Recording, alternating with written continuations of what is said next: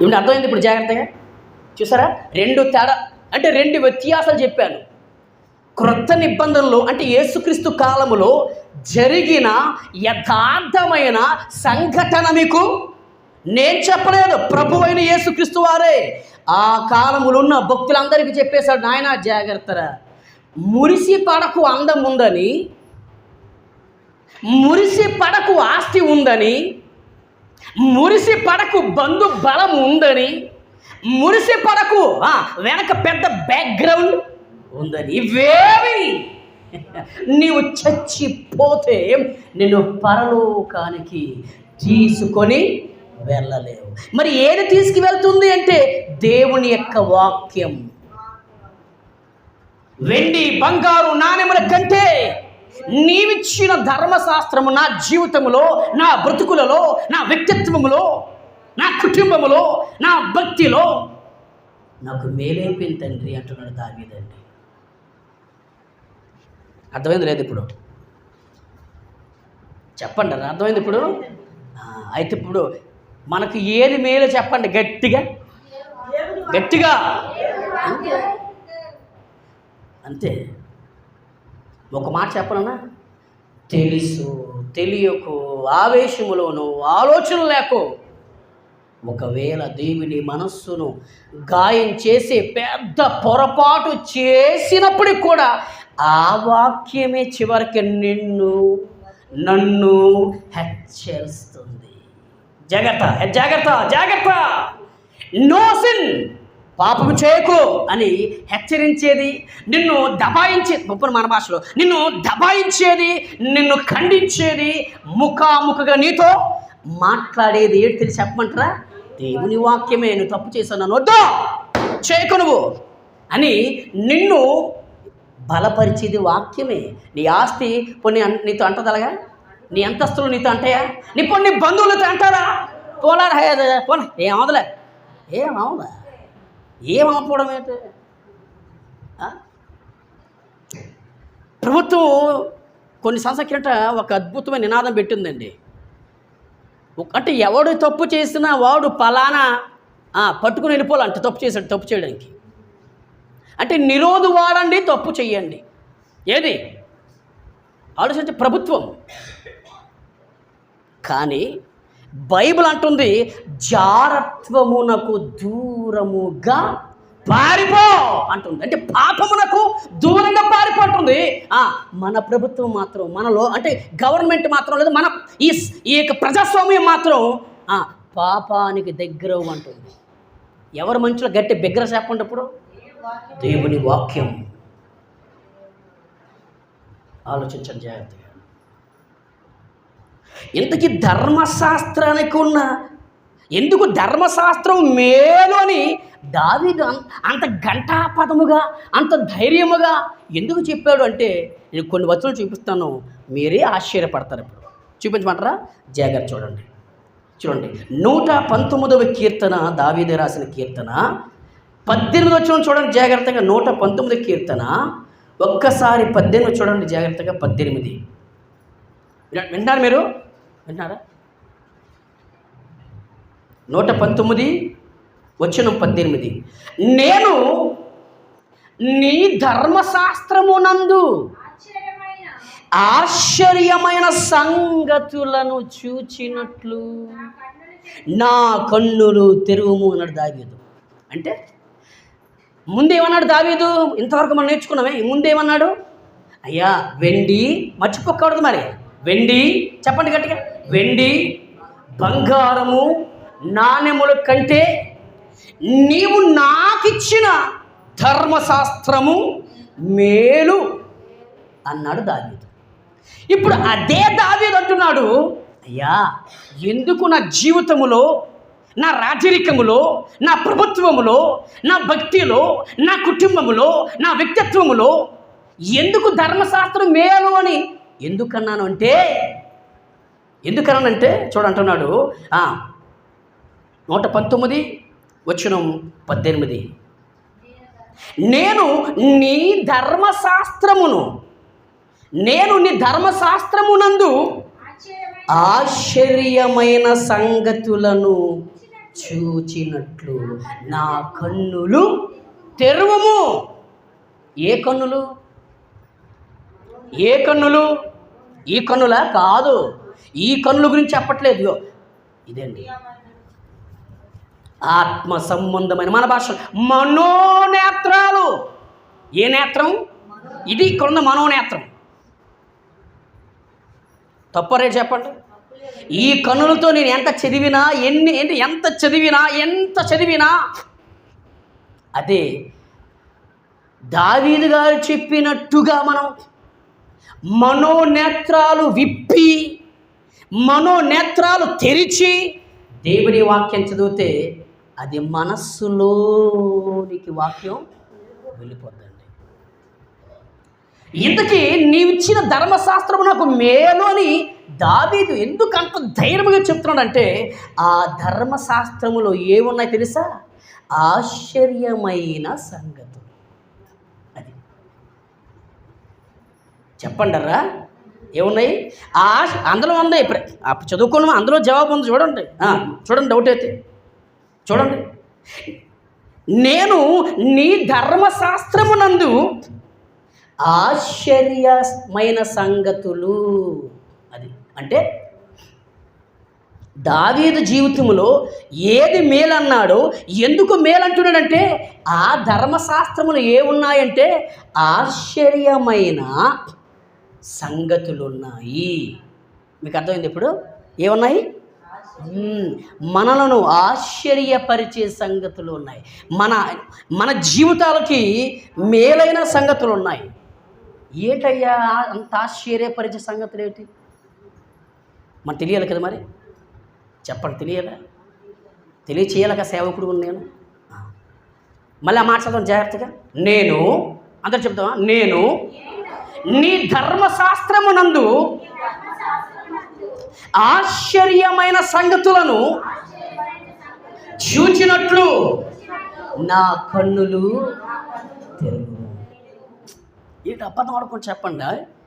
ఎప్పుడైనా తండ్రి పాదాల దగ్గర కూర్చొని మనం ఎప్పుడు కూడా ప్రార్థన చేస్తామేమో తెలుసా? తండ్రి మమ్మల్ని దీవించండి, తండ్రి మమ్మల్ని ఆశీర్వదించండి అంటమే తప్ప ఈ భక్తుల్లాంటి ప్రార్థన చెప్పండి పలుకులు మన జీవితాల్లో లేవు. భర్తను మార్చండి, బిడ్డను మార్చండి, సూపర్ ఇవి మంచిదే. కానీ అంతకంటే ప్రాముఖ్యమైన మాటలు ఏంటండి అంటే, అయ్యా నేను నీ ధర్మశాస్త్రమునందు ఆశ్చర్యమైన సంగతులు నేను ఆశ్చర్యపోవాలి. నీ ధర్మశాస్త్రంలో దేవుని వాక్యాన్ని చదువుతున్నప్పుడు నాకు చాలా ఆశ్చర్యం వచ్చేయాలి. నేను సంబరపడిపోవాలి, నేను పండుగ చేసుకోవాలి, నేను ఎంతో సంతోషించాలి, నేను ఎంతో హర్షించాలి. ప్లీజ్ తండ్రి, నేను ఎప్పుడైనా మనం ప్రార్థన చేశానా? చేయకపోతే ఎలాగండి? పెద్ద బడా మహామహులు భక్తులే ప్రార్థన చేస్తున్నారే. ఆఫ్టర్ మనం ఏమిటండి? నీవిచ్చు ధర్మశాస్త్రము నాకు వెండి బంగారు నాణ్యముల కంటే నీవిచ్చు ధర్మశాస్త్రము నాకు మేలని ఎందుకు అంటున్నాడు తెలుసా దావీదు గారు? ఆ ధర్మశాస్త్రములు ఏమున్నాయని చెప్పాడైనా? ఆశ్చర్యకరమైన సంగతులు. ఇప్పుడు ఉదాహరణ చెప్తాను సింపుల్గా. ఇదిగోండి, సింపుల్ అయిన మామూలు చర్చి కదా, దీనికి మొత్తం సూపర్గా నీట్గా డెకరేషన్ చేసినప్పుడు ఒకేసారి చూడగానే మనకి ఏం పుట్టింది మనసులో? వారేవా సూపర్గా ఉందండి, ఆశ్చర్యం.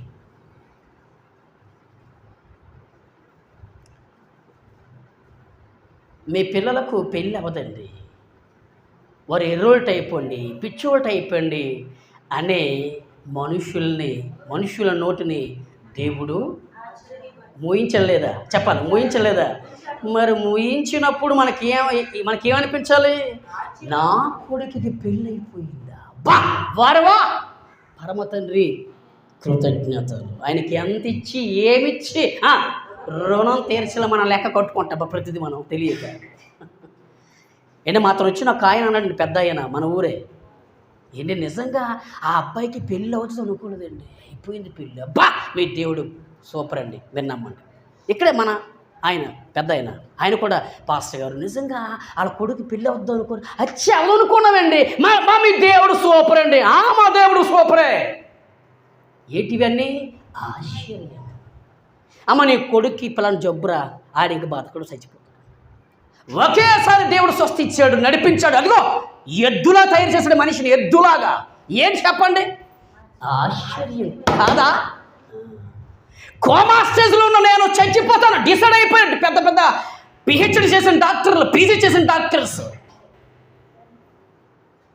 కానీ ఆయన యొక్క అసాధ్యమైనది ఏదియో లేదు నా తండ్రికి. మీరెవరయ్యా చెప్పడానికి? వీడు నా కొడుకు. ఎన్ని సంవత్సరాలు నా గురించి, నా ప్రియ కుమారుడి క్రీస్తుని గురించి ఎన్నో ప్రాంతాలు, ఎన్నో పట్టణాలు తిరిగాడు, నడిచాడు, సువార్త పఠించాడు, ఎన్నో ఆత్మలు రక్షించాడు, నాయకుడు ఉన్నాడు.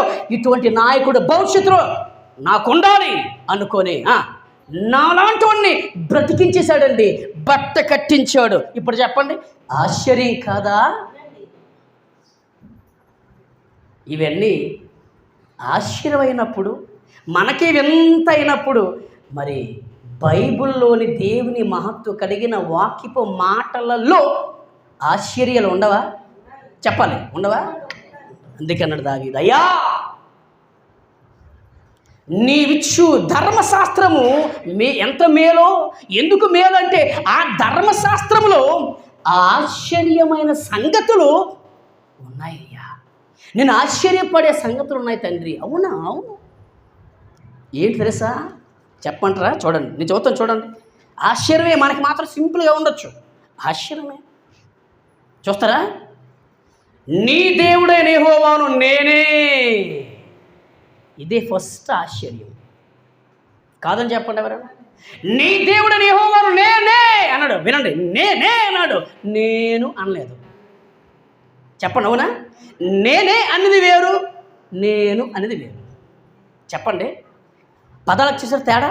నేనే అంటే నన్ను మించి, నాకు మించి ఎవడు తురుము తోపు పిస్తాడు లేడు, నేనే గొప్ప అని అర్థం. నేను అంటే అర్థం ఏంటి? అయ్యా నేను కూడా మీ వెంట ఉంటాను, మీతో వస్తాను నేను.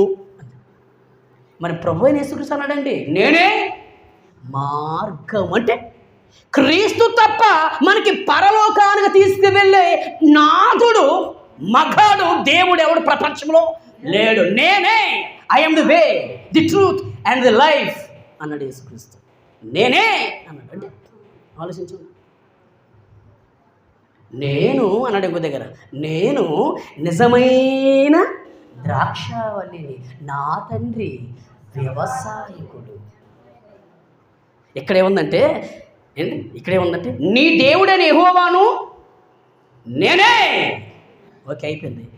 చూడండి, నేను తప్ప, పాయింట్, నేను తప్ప, నిర్గమకాండం 25, నేను తప్ప వేరొక దేవుడు నీకు ఉండకూడదు. ఫిక్స్. ఏంటి ఆశ్చర్యం కదా? చెప్పండి, పదం చెప్పాలి. ఆశ్చర్యం కదా? ఆశ్చర్యం ఏంటి? ఇంకోటి చూస్తారా? పైన ఆకాశం ఉందనే కానీ, క్రింద భూమి ఎందునే కానీ, భూమి కింద ఉండు నీళ్ళ ఎందునే కానీ, దేని రూపమును విగ్రహమును, దేని రూపమైనను, దేని రూపములో విగ్రహమును నీ కొరకు చేసుకొనకూడదు చెప్పేశాడండి దేవుడు. అంటే మనిషి చేస్తుంది ఏంటయ్య అంటే విగ్రహమా? అయ్యో పాపం. విగ్రహ రూపంలో ఉన్నాడు దేవుడు అనుకుంటుంది ఈ ప్రపంచ అమాయకపు సమాజం. కానీ దేవుడు నిగ్రహం రా నేను అంటున్నాడు. దేవుడు విగ్రహం కాదు, నిగ్రహం. నేను ఉన్నాను. మనుషుల చేత సేవించబడి దేవుని కాదు నేను. మనుషుల సేవలను అందుకుని దేవుని కాదు నేను. మనుషుల చేతుల బట్టి, మనుషుల చేతుల ద్వారా ఒక రూపముగా తయారు చేసుకుని దేవుని కాదు నేను. ఉన్నవాడును. ఇది ఆశ్చర్యం కాదా మనకి? అందుకే అన్నాడు దావీదయ్యా, నీ ధర్మశాస్త్రమందు నేను ఆశ్చర్యపడే సంగతులు ఎన్నో ఉన్నాయి. అవన్నీ చదువుతున్నప్పుడు నా కన్నులకవి తెలియచేవా. నిన్న ఇంక బోర్డు ఉన్నాయండి. నీ దేవుడైన యెహోవా నీకు అనుగ్రహించే దేశంలో నీవు కానీ నేను కానీ దీర్ఘాయుష్మంతులు కొన్నాళ్ళు భూమి మీద కొన్నాళ్ళు బ్రతకాలి అంటే నీకు జన్మనిచ్చిన తల్లిని, నీకు జన్మనిచ్చిన తండ్రిని నువ్వు సన్మానించయ్యా, గౌరవించయ్యా, ప్రేమించయ్యా. ప్రేమించు తల్లి, లోబడు, చెయ్యెత్తుకో, చెయ్యి చాపుకు తల్లి మీద, తండ్రి మీద. ఆశ్చర్యం కదా మరి? అంటే తల్లిని గౌరవిస్తే, తండ్రిని గౌరవిస్తే, తండ్రి మాట వింటే, తల్లి మాట వింటే, తండ్రికి లోబడితే, తల్లికి లోబడితే మనం దీర్ఘాయుష్మంతులు అవుతామా? అమ్మో తాళం నాయనా, విన్నారా? కలబడ్డం, తిరగబడ్డం కాదు. వినందుకే నీ దేవుడైన యెహోవా నీకు అనుగ్రహించి దేశం, పోరామని దేశం, పోరామని ఉంటున్న ఊరు, ఆ ఊరిలో నీకు జన్మనిచ్చిన తల్లి, నిన్ను కనిన తండ్రి, ఆ ఇరువురికి, ఆ తల్లి తండ్రికి, ఆ భార్య భర్తలకు, వారి గర్భమును పుట్టిన పిల్లలు ఉంటున్న మీరు చచ్చినంత వరకు, ఎంతవరకు వారిని సన్మానించవలసిందే. ఆశ్చర్యం కాదండి? ఇందులో నాకేం తెలుసు ఆశ్చర్యం అంటే, అమ్మను ప్రేమిస్తే, నాన్నను ప్రేమిస్తే, అమ్మ పాదాల పట్టుకుంటే, నాన్న పాదాల పట్టుకుంటే, అమ్మ మాట వింటే, నాన్న మాట వింటే దీర్ఘాయుష్మంతులు అవుతామా? అయ్యో బాబోయ్, ఆశ్చర్యం కాదా మరి? ధర్మశాస్త్రం విషయాలనండి అవి. నేను ఎక్కడ రాసుకుని వచ్చలేదు ఇవన్నీ. నిర్గమకాండము 20వ అధ్యాయంలోని ఉన్న పదాజ్ఞలు, 10 కమాండ్మెంట్స్. చెప్పండి కాదా? నరహత్య చేయకురా. ఆశ్చర్యం కాదండి? అయ్యో బాబోయ్, అంటే మనిషిని చంపకూడదా? అబద్ధం ఆడకూడదు. అయ్యో బాబోయ్, అబద్ధం ఆడకూడదా? ఆశ్చర్యం కాదది? ఆశ్చర్య సంబంధమైన సంగతులు. నీ పురుగు వానిది ఏదియు ఆశింపకు. మనం అంటాం కదా లోక సామెత, ఏమంటాం? పరుల సొమ్ము పాము. మనుషులు ఇప్పుడు చెప్పారు, కానీ నా తండ్రి ఎన్నో వేల సంవత్సరాల క్రితం చెప్పేశాడండి. నీ పొరుగు వాడిది ఏదియో నువ్వు ఆశించుకో, నీదే. ఆలోచించండి, ముగిస్తాను. విభజింపకూడదు. అంటే భూమి మీద మనం ఎలా బ్రతకాలో, ఎలా బ్రతకకూడదో ఇవన్నీ నేర్పించిన ధర్మశాస్త్రం. మరి ఆ ధర్మశాస్త్ర సంబంధమైన ఆ పుస్తకములు, ఆ గ్రంథములు ఏమున్నాయండి?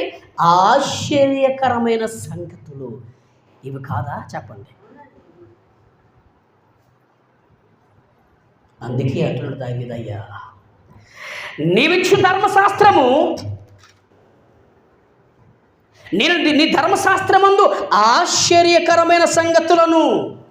అంటే ధర్మశాస్త్రం ఎందుకు మేలు మేలు మేలు అని దావీదు అంత గంటాపదముగా ఎందుకంత సౌండ్ చేస్తున్నాడు? సౌండ్.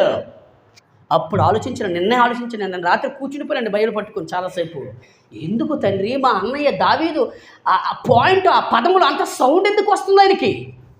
ఆ పదాన్ని ఎందుకంత హైలైట్ చేశాడు?